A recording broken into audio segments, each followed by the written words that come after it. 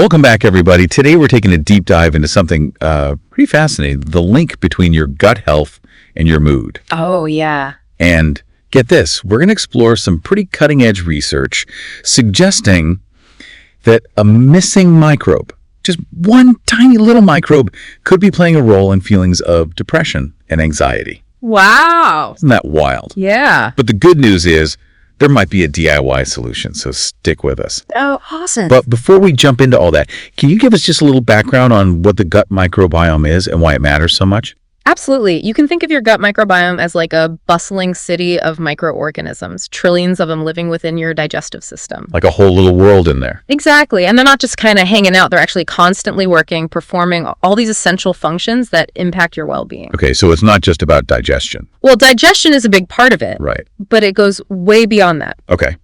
What's really interesting is that humans only produce about 17 digestive enzymes, whereas the microbiome produces over 60. Wow. So that really highlights just how crucial these microbes are in breaking down food and extracting nutrients. Okay. For instance, they can help break down fiber into these things called short-chain fatty acids. Right. Like acetic acid, which actually nourishes the cells in your colon. So we're relying on these little guys to really get the most out of our food. Yeah, you can think of it that way. Interesting. And this is where it gets really interesting. The gut microbiome also plays a pretty significant role in mood regulation. I've heard people talk about the gut-brain connection, but how does it actually work? Well, the key lies in these things called neurotransmitters. Okay.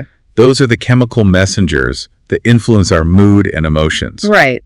And this may come as a surprise, but 90% of the body's serotonin is actually produced in the gut. 90%. Wow, I always thought serotonin was primarily in the brain. Yeah, that's a common misconception. Okay. While it is essential for brain function, the majority of it is actually synthesized in your intestines. And the communication between your gut and your brain is facilitated by the vagus nerve. Oh, the vagus nerve, right? Yeah, think of it like a superhighway, Okay. constantly relaying messages back and forth. So a troubled gut can send signals that impact our mood. Exactly. An imbalanced gut microbiome can lead to a decrease in serotonin production. Right. And that can contribute to feelings of anxiety or depression. Makes sense. And on the flip side, chronic stress can actually negatively impact your gut health. Oh, so it's kind of a vicious cycle. Yeah, exactly. So what disrupts that delicate balance? What throws that microbial city into chaos? A lot of factors in modern life can contribute to an imbalanced microbiome. Okay. Antibiotics are a great example. They're great for fighting infection, but they can also wipe out a lot of the good bacteria. Yeah. And then you've got herbicides like glyphosate Okay. found in lots of processed foods, and that's been linked to gut dysbiosis. So we're not just talking about obscure things. It's like everyday exposures too. Exactly. Processed foods, chronic stress, alcohol consumption, even lack of sleep can all contribute. Wow. That's a lot to think about. It is. And what happens when things get out of whack? What are the consequences? Well, as we discussed, fewer neurotransmitters are produced, which can impact mood and brain function. Right. You can get blood sugar dysregulation. Oh, yeah. Energy crashes, craving. All those fun things. And then there's something called leaky gut. Leaky gut. What is that? So imagine the lining of your intestines as this tightly woven fabric. Okay. When the microbiome's imbalanced, this lining can actually become more permeable, allowing bacteria and toxins to leak into the bloodstream. Okay, that sounds serious. It can be. Yeah. It's associated with inflammation and linked to a whole bunch of health issues. Yeah. And then there's another consequence that's pretty concerning. Okay. Harmful bacteria can actually migrate to the small intestine, Oh. leading to something called small intestinal bacterial overgrowth, or SIBO.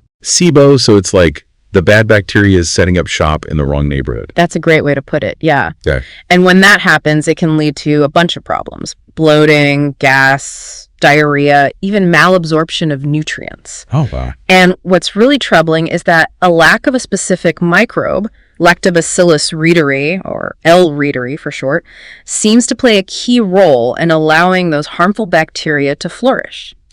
L. reuteri, is this the missing microbe you mentioned earlier? It is, and this missing microbe actually leads us to a potential solution. Okay. A really fascinating discovery made by Dr. William Davis. He's a cardiologist, and he's been looking at the connection between gut health and overall well-being. I know Dr. Davis. He's the author of Wheat Belly, right? Yes, exactly. He's a pioneer in highlighting the impact of modern diets on our health. For sure. And his research on L. reuteri is really promising. Okay. He's developed a unique way of cultivating high concentrations of this microbe in a homemade yogurt. Almond yogurt. Okay, that's interesting. It is. It results in levels of L. reuteri far exceeding what you would find in typical probiotic supplements. Whoa. And the research suggests this could be a game changer for mood, sleep, and just overall health. Okay, so how does L. reuteri work its magic? What makes it so special? Well, in addition to keeping those harmful bacteria in check, it's got some remarkable properties. Okay. Research shows it can actually increase oxytocin production. Really? So a gut microbe can influence our hormones? It's amazing, isn't it? That is wild. And the benefits don't stop there. Okay. It's also been shown to help combat depression. Wow. It can potentially even alleviate some of the side effects of SSRIs. Okay. And it kills harmful bacteria in the gut, promotes deeper sleep. Okay. It can even improve skin health and muscle mass. That's like superhero microbe. Yeah, you could call it that. If it's so beneficial, why are so many of us missing it? That's the tragic part. Widespread antibiotic use starting in the 1960s has decimated the L. reuteri population. And get this, around 96% of the population lacks this crucial microbe. 96%. That's almost everyone. Yeah, it's a pretty sobering statistic. No wonder we're seeing so many health issues these days. Right. Wow. Okay, so this leads us to a crucial question. Yeah. Could restoring L. reuteri be a key to improving our overall health and well-being? It might be. Okay, I'm definitely on board with this line of thinking. Good. But before we get too far ahead, Yeah. let's go back to that homemade L. reuteri yogurt you mentioned. Okay. How does it work? How can we make it at home? Well, that's a great place to pick up in part 2. Perfect. Can't wait. We'll break down the process step by step and discuss how incorporating this super probiotic yogurt into your diet could potentially be a game changer. Sounds good. All right. Yeah, all right. Awesome. Okay, we'll be back in just a minute. Okay, so let's dive into the world of DIY probiotics I'm ready. and see how you can actually make this L. reuteri yogurt at home. Awesome. I'm ready to become a gut health chef. All right, I love it. But before we get started, can you break down what makes this yogurt so special? Yeah, it all comes down to Dr. Davis's method for creating this highly concentrated dose of L. reuteri. Okay. We're talking about levels far beyond what you find in any supplements. Wow. And the process is surprisingly simple. Okay, you've piqued my curiosity. All right. What do we need? The ingredient list is really short. Go. You need a quart of whole milk, or half and half, Okay. 2 tablespoons of a prebiotic fiber like inulin or raw potato starch, Right. and then the star ingredient, the L. reuteri starter culture. Starter culture. Where do we get that? Yeah, so you've got a couple options. Okay. You can use 10 tablets of BioGaia Gastrus. Okay. That's a probiotic supplement that contains L. reuteri. Okay. Or if you've already made a batch of the yogurt, Right. you can use 2 tablespoons of your previous batch as a starter. Oh, so you can keep it going. Yeah, it's kind of like a sourdough starter. Oh, that's interesting. Very cool. So you can just keep using it over and over. Self-sustaining. Exactly. Very cool. So what's next? The key here is to maintain a pretty consistent temperature of around 100 degrees Fahrenheit for the fermentation. Okay. A yogurt maker with a temperature setting is perfect, Right. but you can also use a warm oven or even an Instant Pot. Oh, okay, cool. So to begin, you're going to crush those probiotic tablets or measure out your starter. Okay. Then you're going to mix it with the prebiotic fiber in a clean bowl. All right. That prebiotic fiber acts as food for the bacteria, helping it to thrive and multiply. So it's like we're giving them a little buffet. Exactly, a little feast. Okay. Then you're going to add just a small amount of your milk or half and half to the mixture, creating a smooth slurry. Okay. And this just helps to make sure the bacteria are evenly distributed. Like a nice little spa treatment for the microbes. Exactly, a luxurious experience. Perfect. And then you're going to gradually whisk in the remaining milk, Okay. making sure it's all combined. Got it. Cover your bowl and place it in your warm environment. Make sure it stays at that 100-degree temperature for 36 hours. 36 hours. That's a bit longer than traditional yogurt. It is. That extended time is really crucial. Okay. It allows those L. reuteri populations to really explode, Right. and you get that super concentrated probiotic powerhouse. that we're looking for. So patience is key here. Yes, definitely. Got it. And remember that temperature control is crucial. Right. If it gets too hot, you're going to kill off those beneficial bacteria. Right. We don't want that. After 36 hours, you should have this thick, tangy yogurt. Yeah. You can transfer it to the refrigerator to cool down, which stops the fermentation process. Okay. And there you have it, your own homemade El Rittery yogurt. Awesome. It feels really empowering knowing that we can make this at home. Yeah, and the best part is you're controlling the ingredients. Right. You know, there's no added sugars, there's no artificial ingredients. It's a really high quality probiotic source. That's amazing. Are there any tips or tricks for success? Yeah, always make sure you're using clean equipment to avoid any contamination. Okay, good point. And for optimal results, stick with full-fat dairy. Mm-hmm. The fat creates a better environment for the El Rittery to thrive. Got it. So full-fat dairy, clean equipment. Yep. Okay, check and check. And now that we have this amazing yogurt, how much should we be eating and how often? A good starting point is about a quarter to a half cup per day. Okay. But remember, everyone's gut is unique. Right. Listen to your body. If you experience any discomfort, start with a smaller amount Okay. and gradually increase. Yeah. You can enjoy it plain, add it to smoothies, Yeah. use it in baking, or even as a base for dips.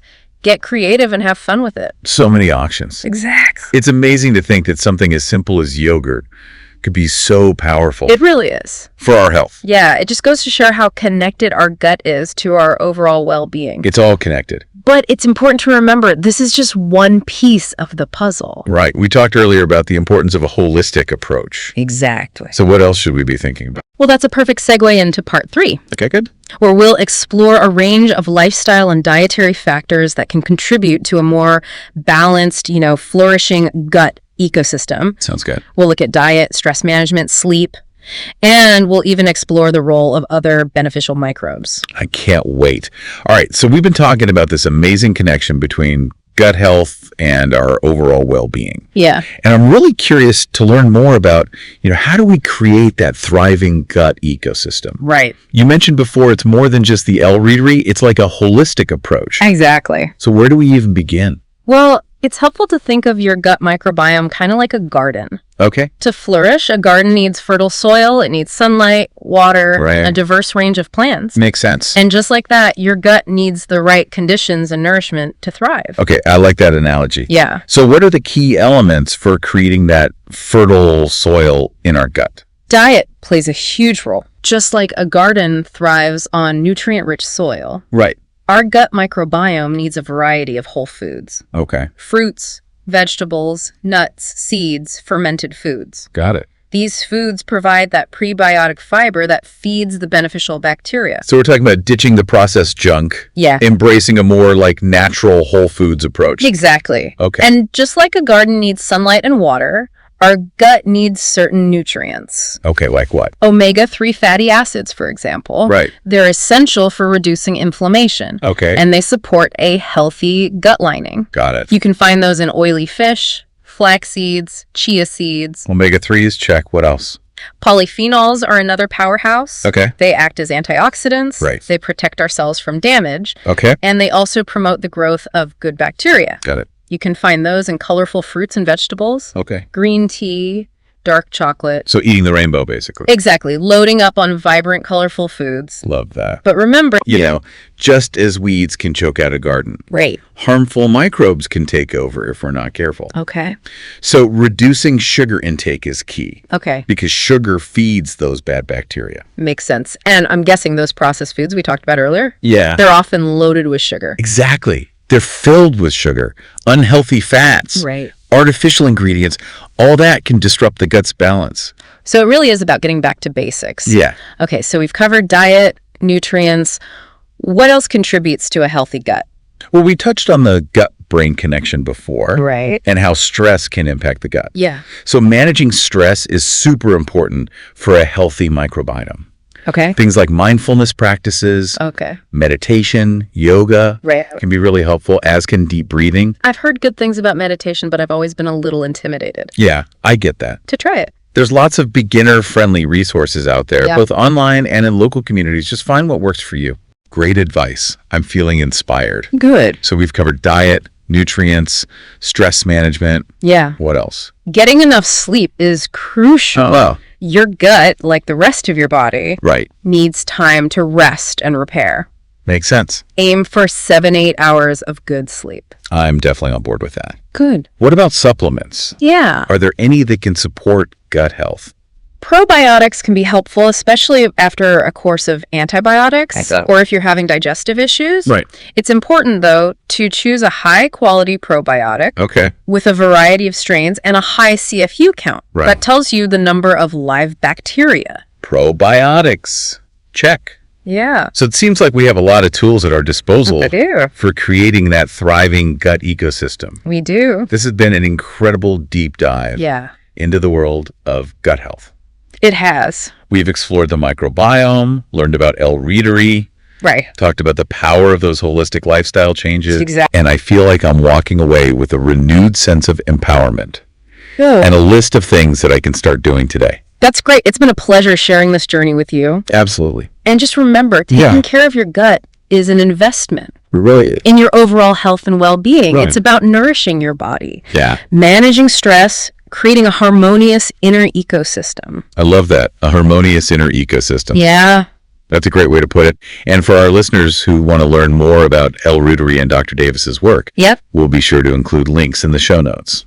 Absolutely. And remember, even small steps towards a healthier gut can have huge effects on your physical and mental well-being. Right. So start exploring, experiment, Yes. and find what works best for you. Great advice. That's a great note to end on.